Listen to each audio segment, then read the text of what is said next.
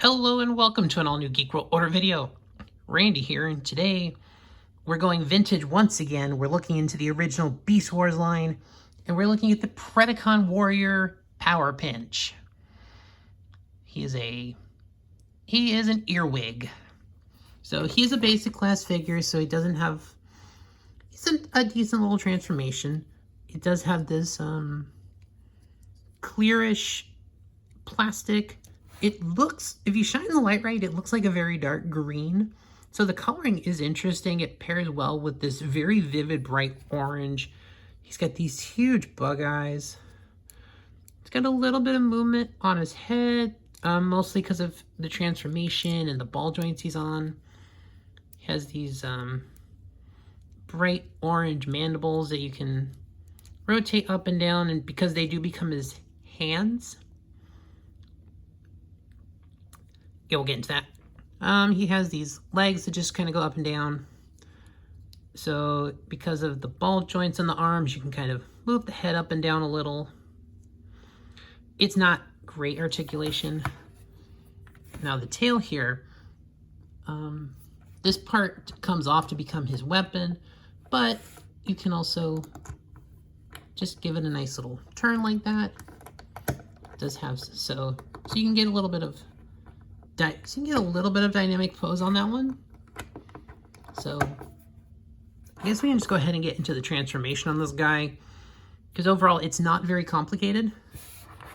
But probably the one thing you're gonna do is you're gonna just it's kind of friction gripped in there, so you can just pull that out. And it does have this switch you can use to open it back and forth, which is a little odd because it's actually going to become the handle of the weapon in robot mode. So here, let's start with this. So he's got the legs. They are on, the feet are on these little pegs right here. And it might be a little hard to see, but just unpeg. The feet, the legs you can pull kind of up a little bit. The feet move forward. Just this whole section. Oh, you're also going to open the back piece here and literally just rotate this whole thing through, and it's going to become part of his chest. So yep, you're just going to put that back in there and just kind of squeeze everything together. The legs, you're going to straighten them out. So the arms, just going to separate them here. Then the arms are going to be on this pivoting joint here. Take the bug head, you're gonna rotate it in like that. And then of course you've got his head right there. So let's just do the last step, is just putting that down. There you go, there is Powerpinch in his robot mode.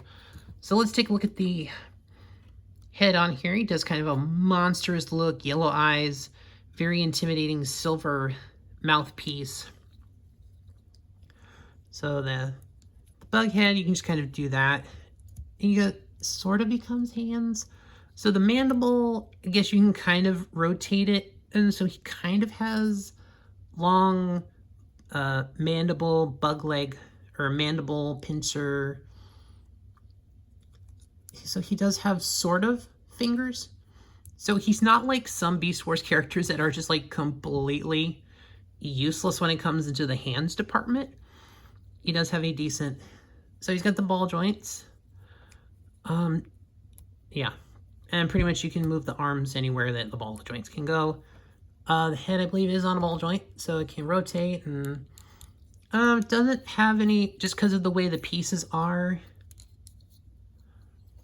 The legs are on a ball joint, and then they have a kind of that piece, mainly because he needs that piece to kind of line up his transformation. The bottom half of the leg is on a ball joint. So overall, he can do that. And then this, you can just put here, there's a dip where a handle can go. So basically, you just put that in there, and he has his weapon. Although you kind of have to although you have to have the hand.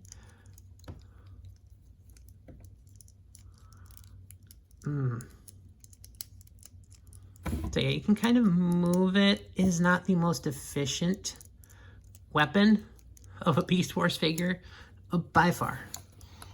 I don't know if he's going to stand very well with the weapon in his hand.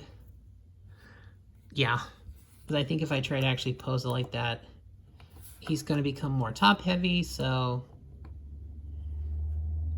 that's probably going to be your best bet as far as moving him into a position where he's going to be able to stand with the weapon in his hand.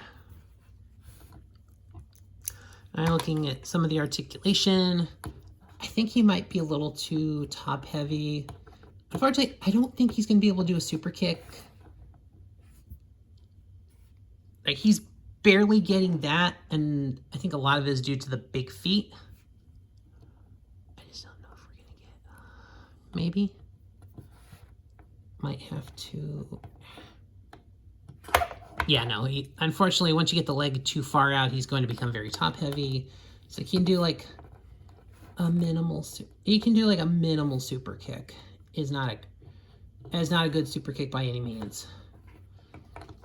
Granted, this is also an almost 30-year-old figure, so gonna be a little bit of looseness. The plastic, I don't think, is the best quality. Like this green plastic, I don't know, I don't think it feels as good as the main plastic here, but overall, he is a serviceable figure. It is a basic class figure, so not really going to do much, and honestly, with the weapon in the hand, you're probably going to have to do that more often just to get him to stand properly. But overall, I don't hate this figure. I think it's okay. I think for what it does, it is perfectly okay for the basic class, but it does have that kind of extra transformation piece in the waist. So there's an interesting pivot on the waist, but otherwise that's really about the best you can say for interesting on this figure. This is like I said, this is a perfectly serviceable figure, but I don't think it's going to be one that's going to be very highly remembered. And this is the original one in my collection. Honestly, if I didn't have it in my collection, I probably would have forgot this guy existed, to be honest. But overall, it's still an okay toy. I think it's got some okay gimmicks. I like the way the pincer moves in the beast mode. And then he's got decent articulation in the robot mode. So I'm okay with that.